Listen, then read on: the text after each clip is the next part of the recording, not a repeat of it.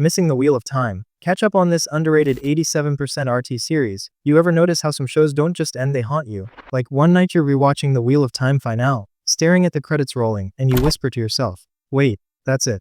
That's the end. And suddenly, there's this giant hole in your weekly routine, like somebody pulled the pattern itself right out from under you. And let's be real, fantasy fans don't just move on. No, we linger.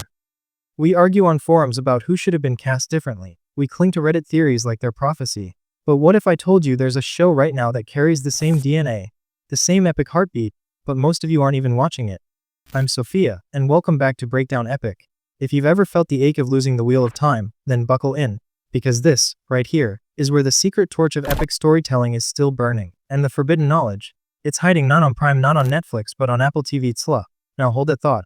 Let me ask you this. Why do streaming giants always pull the plug right when a series finally finds its rhythm? I mean, Amazon cancels the Wheel of Time after just 3 seasons. 3. Do you know how insulting that feels after Robert Jordan spent 14 novels building a universe where even the side quests had side quests? And yet the corporate logic was simple: expand the brand, cut the risk. But here's the problem nobody wants to admit. No amount of spin-offs, prequels, or Hooniverse expansions can replicate the soul of a story when you rip out its beating heart. That's why the Wheel of Time fandom is stuck in limbo. And that's why, yes, I'm about to argue something outrageous. The replacement you didn't know you needed isn't The Witcher. It isn't the Rings of Power. It's not even another fantasy saga. It's a science fiction epic called Foundation. I know. Right now half of you are rolling your eyes. Sophia, you're comparing swords and sorcery to spaceships and psychohistory. Yes. And here's why. Foundation, just like the Wheel of Time, is about one thing: time itself, the cycles of it, the collapse and rebirth of civilizations, the prophecy, like math, of what's coming, whether anyone wants to face it or not. Doesn't that sound eerily familiar to the Dragon Reborn, to the wheel turning, and the ages that come again? Here's the forbidden knowledge the average viewer misses. Foundation is basically science fiction's answer to the Great Pattern. But instead of Aes Sedai weaving threads, you've got Harry Seldon weaving equations that predict the fall of empires. Instead of a chosen one fighting the Dark One, you've got entire generations wrestling with destiny itself. And trust me, that's not just theory. That's why Foundation's Rotten Tomatoes score quietly climbed to an 87%. And why critics who once dismissed it are now saying Season 3 is the best installment yet. But before I take you into the secrets of Foundation's 3rd season, why it's being called unrecognizable, thanks to Lee Pace's Cleon arc, let me pause here for a quick, personal note. If you're new here, I'll ask just once, make sure to hit that subscribe button. On Breakdown Epic, I don't just cover shows. I dissect them like prophecies, I pull at the loose threads, and I give you the hidden truths that no one else dares point out. If you're a fan who wants forbidden knowledge with every upload, subscribing is the only way you won't miss it. Alright, back to the fire. Let me give you a personal anecdote. I was rewatching the Wheel of Time's 3rd season, trying to piece together what went wrong behind the scenes. And I had this moment where Rand al'Thor is staring at his destiny, terrified, conflicted, and I thought, this is exactly the kind of storytelling we can't lose. And then a friend recommended Foundation. At first, I laughed it off. You want me to swap magic for math equations? But a few episodes in, I realized this wasn't math. This was myth. This was prophecy cloaked in science. Now, let me throw a question your way. If Robert Jordan had lived to see the Wheel of Time completed on screen, do you think he would have been offended by the comparison to Asimov?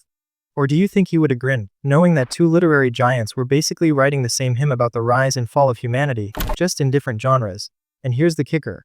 Both shows hinge on a terrifying concept. What if the fall is inevitable? What if the only victory is delaying the darkness, buying time, holding the line for the next generation? That's where Foundation earns its seat at the table. The Cleon dynasty, led by Lee Pace in Season 3, isn't just a sci-fi monarchy. It's basically the Shadow's mirror image. Corruption, inevitability, decay. Every time you think the empire stabilizes, the cracks widen. It's the same tragic dance we saw in Wheel of Time with the Shanshan invasions and the looming last battle. And that's why I'm saying it now. Foundation is not just a replacement.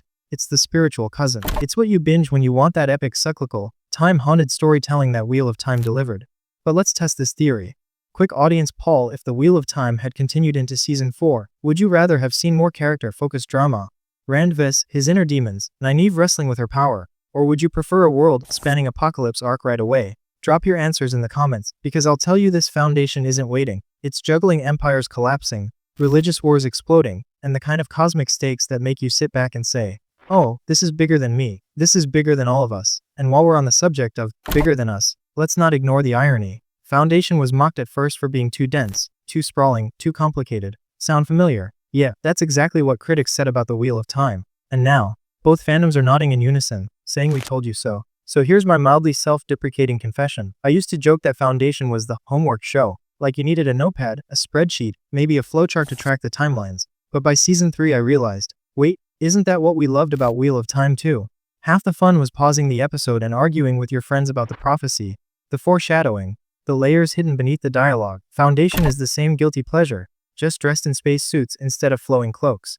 And that, my friends, is only the beginning, because the secrets of season 3, they're about to get even darker and more Wheel of Time than you could possibly imagine it. So let's pick up where we left off, because I know some of you are still skeptical. Sophia, are you really saying a sacrifice can heal the wound Amazon left by canceling the Wheel of Time? And my answer is yes, but only if you're willing to open your eyes to the secrets buried inside Foundation's 3rd season. Let's start with the clans. You know that classic, Chosen One, trope the Wheel of Time revolved around, Rand al'Thor as the Dragon Reborn, destined to either save or destroy the world. Well, Foundation flips that idea upside down. Instead of one savior, we've got an endless line of clone rulers, all named Cleon, each convinced he is the perfect embodiment of Empire. And season 3, it finally forces Lee Pace's Cleon XT to face the horrifying truth he's not unique, not divine, just another flawed copy in an endless cycle. Sound familiar? Because that's the same existential dread at the core of Wheel of Time. Rand's struggle wasn't just against the Dark One. It was against the crushing weight of inevitability. He was one man, caught in a cycle of rebirths, forced to carry destinies written thousands of years before he was born. Cleon's arc in season 3 mirrors that perfectly. And here's the forbidden knowledge: the real battle isn't good vs evil, it's individuality vs inevitability. Think about it. What if the Wheel of Time wasn't cancelled? What if Rand's story had continued to fully explore that terrifying question, am I a hero, or just another thread the wheel will weave again and again, no matter what I choose? That's exactly where Foundation is going, except instead of threads, it's clones. Instead of prophecy, it's psychohistory. But the theme, the core idea, identical. And if you need proof that this isn't just me spiraling into theory land, look at the reception. Foundation Season 3 isn't just doing okay, it's hitting that sweet spot of critical acclaim and audience hype at the same time.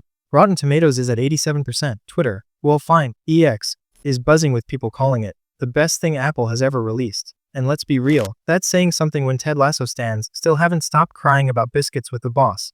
Now, let's get interactive for a second. Drop this in the comments. If you had to choose only one, would you rather Amazon uncancel the Wheel of Time, or would you rather Apple greenlight Foundation for 10 full seasons right now? No cheating, no both. Pick your warrior. Because I have a feeling the fandom split would be brutal, and I want to read every argument you guys make. Personally, I'll admit, I'd probably still cry out for the Wheel of Time. It's like your first love. You never really get over it. But here's the truth nobody wants to admit out loud: Foundation is already doing what Wheel of Time never fully got the chance to do. It's embracing the scale, the stakes, the passage of centuries, the way stories echo and repeat across generations. It's the kind of world-building Robert Jordan would have respected, even if he grumbled about the lack of Aes Sedai. And speaking of echoes, remember in our last video where I pointed out how the Wheel of Time's cancellation wasn't just a business decision, but a cultural failure? How Amazon underestimated the global appetite for epic sagas, while Foundation's success is the counterpunch. Apple understood something Amazon didn't: audiences aren't scared of complexity. We're not allergic to long arcs. We want stories that make us pull out notebooks and charts. That's why Foundation's fandom is growing, because it respects us enough to assume we're smart. Now, let me roast myself for a second. I spent all of season 1 calling it the show I'll watch later when I have time. You know, the same excuse you make when you avoid the gym or put off calling your mom. Then I finally binged it, and suddenly I was that person at 3 a.m. yelling at my TV like it owed me money. Don't make my mistake.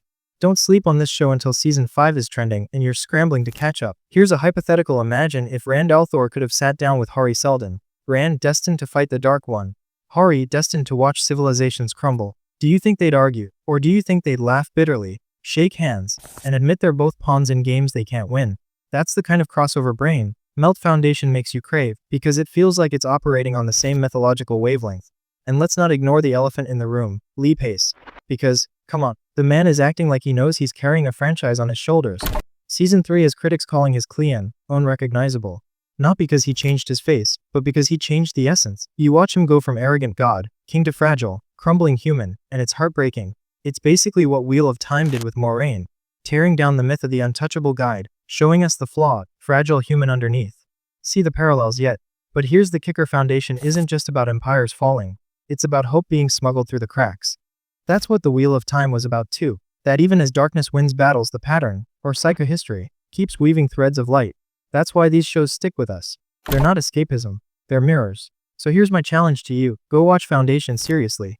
Then come back and tell me in the comments, does it scratch the same itch Wheel of Time left behind? Or am I completely insane, connecting prophecies to equations like a conspiracy theorist with too much red string? And hey, maybe I am. But you know what?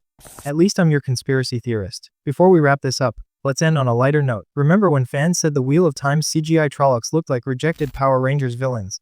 Yeah, well, Foundation doesn't have Trollocs, but it does have spaceships that make Star Wars fans cry into their lightsabers. So take the win. Here's my final take: missing the Wheel of Time hurts. It does, but Foundation isn't just a bandage. It's a revelation. It's proof that epic storytelling isn't dying, it's evolving.